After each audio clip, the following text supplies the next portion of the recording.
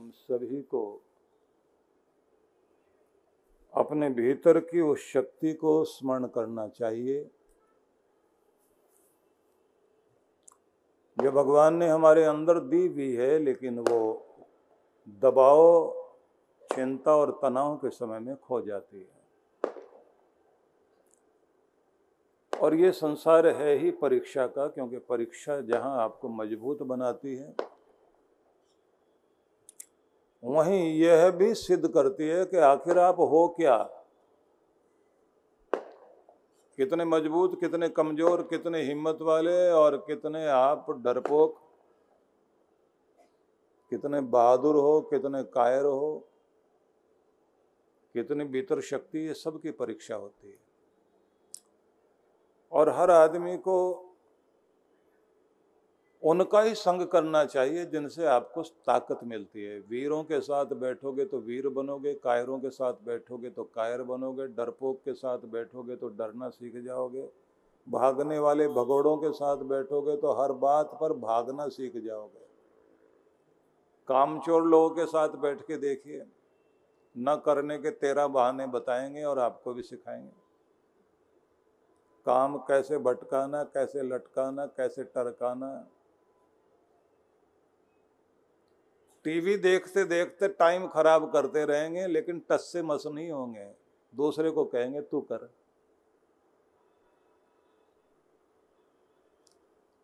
तो जिनके साथ आप बैठते हैं उनका रंग तो लगेगा ही, संग का रंग लगता है। और ये भी याद रखिए कि अगर जीवन को सही स्थिति में लाना चाहते हैं, अपनी दशा ठीक करना चाहते हैं, तो जीवन की दिशा ठीक करिए, डायरेक्शन, सही डायरेक्शन में जाना शुरू कर दो। और अगर आप अपनी अवस्था को ठीक करना चाहते हैं तो अपनी व्यवस्था ठीक करिए, सिस्टम ठीक बनाइए। अगर आप अपने सिस्टम को, अपनी व्यवस्था को ठीक नहीं करेंगे तो अवस्था ठीक होने वाली नहीं है। जैसे सरकमस्टांसेज आपको मिले हैं, जैसी तरह की परिस्थितियां आपको मिली हैं, उन सब को ठीक करने का एक ही तरीका होता है कि आप व्यवस्थित होना सीख जाइए, योजनाबद्ध तरीके से चलना शुरू करिए, डिसिप्लिन में आइए और सही प्लानिंग करने के साथ साथ ठीक मैनेजमेंट भी होना चाहिए। भीतर से आप संभल जाएं तो बाहर भी संभल जाएंगे, खुद को कंट्रोल करना सीख जाएं, दूसरों को भी कंट्रोल करना सीख जाएंगे।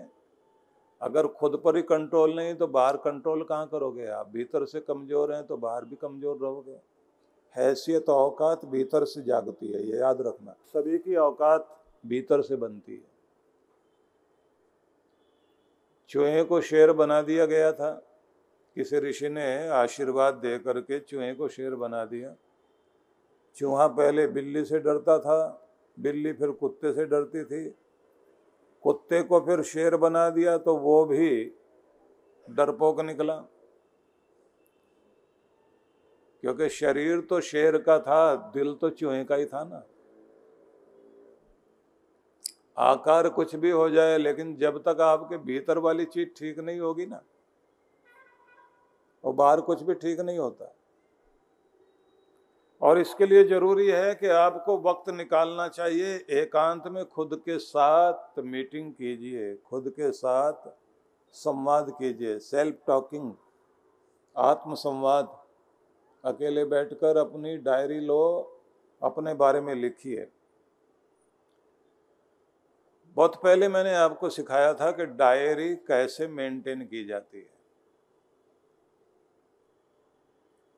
डायरी तो सब लोग रख लेते हैं, ऑड इवन पेजेज में आप सामने रख करके डायरी में लिखिए कि एक अच्छी सेहत वाला व्यक्ति अपने हेल्थ को मेंटेन करने के लिए, स्वास्थ्य को सुरक्षित रखने के लिए क्या क्या करता है।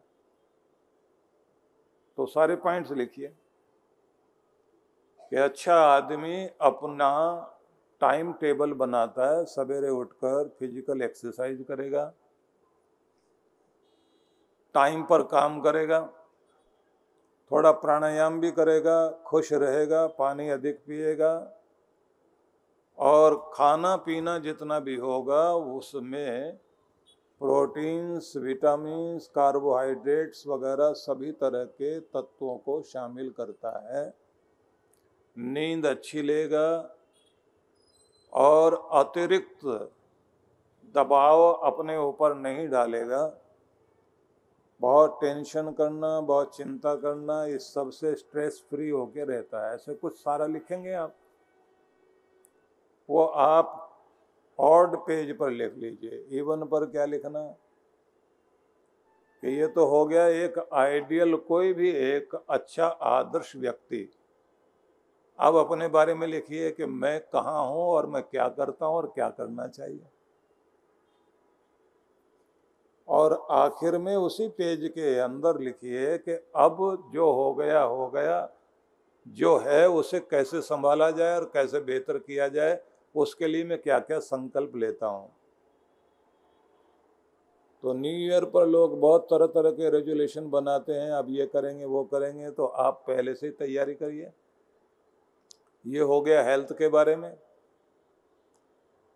आगे इसी तरह से एक अच्छा परिवार, अच्छे रिश्ते, अच्छे संबंध बनाए रखने के लिए लोग क्या करते हैं, अपने घर को कैसे ठीक रखते हैं,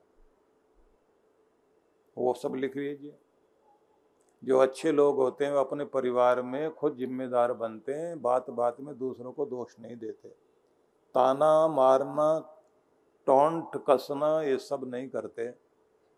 अच्छे लोग जो है एक दूसरे को सराहते हैं।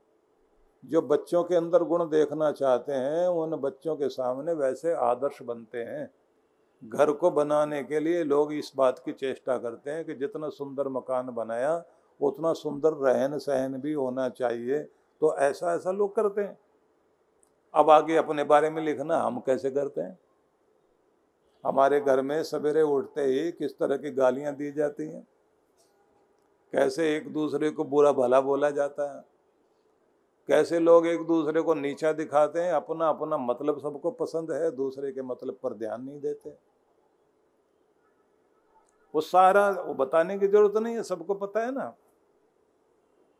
अब उसके बाद में आप अपने परिवार को किस स्थिति में देखना चाहते हैं, क्या आप करना चाहते हैं, कहाँ आप खड़े हैं, कहाँ होना चाहिए आपको। डायरी मेंटेन करो ना। मैं डायरी को डायरी नहीं बोलता, उसको ड्रीम बुक बोलता हूँ। और आप भी ड्रीम बुक लेकर बैठिए। मेरे सपनों की एक किताब है। जीते जागते जो सपने हम देखते हैं और जिनको पूरा करने का संकल्प लेते हैं, वो किताब मेरे पास है। लेके बैठिए कभी। उसके बाद अपनी आर्थिक स्थिति के बारे में बात कीजिए कि अच्छा आदमी कमाता भी है लेकिन साथ में अपने पैसे से भी पैसा कमाता है, अपने पैसे को खूब मेहनत कराता है, यहाँ लगाना, यहाँ लगाना, यहाँ लगाना। और किसी की मीठी मीठी बातों में आकर के किसी को उधार नहीं देता, क्योंकि उधार देने वाला जो भी किसी को दिया करता है, पहले तो लेने वाला चक्कर काटता है, बाद में फिर खुद चक्कर काटने पड़ते हैं, फिर अपने पैसे के लिए भीख मांगनी पड़ती है, फिर भगवान के आगे भी मत्था टेकना पड़ता है, भगवान दिलवा दो इससे।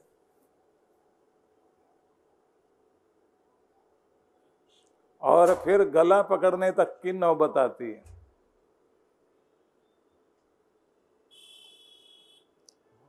तो ऐसे इमोशनल बन करके किसी को अपनी गाड़ी कमाई दे करके, या फिर छली प्रपंची लोग जो भी है, सारी बातें आप जानते हैं। मैं तो सिर्फ इशारा कर रहा हूं ना आपकी ड्रीम बुक का कैसे इस्तेमाल करना है।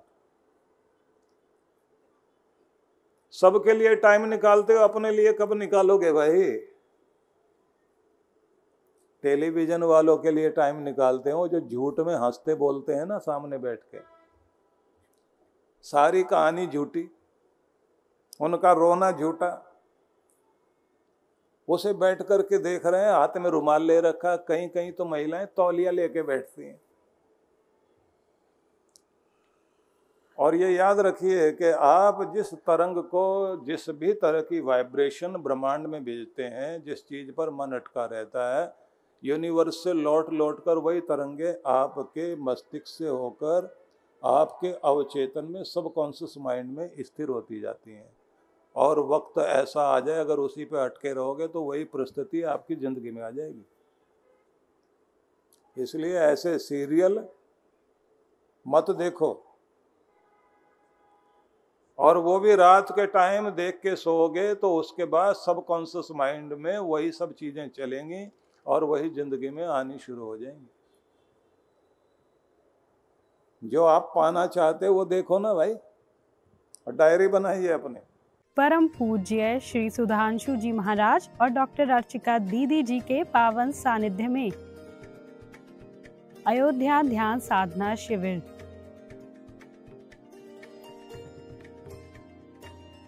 दिनांक 2 से 6 दिसंबर 2023। स्थान श्री रामार्चन मंदिरम, श्री राम वल्लभा कुंज, जानकी घाट, श्री धाम, अयोध्या, उत्तर प्रदेश 224123। आयोजक विश्व जागृति मिशन। पंजीकरण हेतु संपर्क करें। आप सपरिवार सादर आमंत्रित हैं।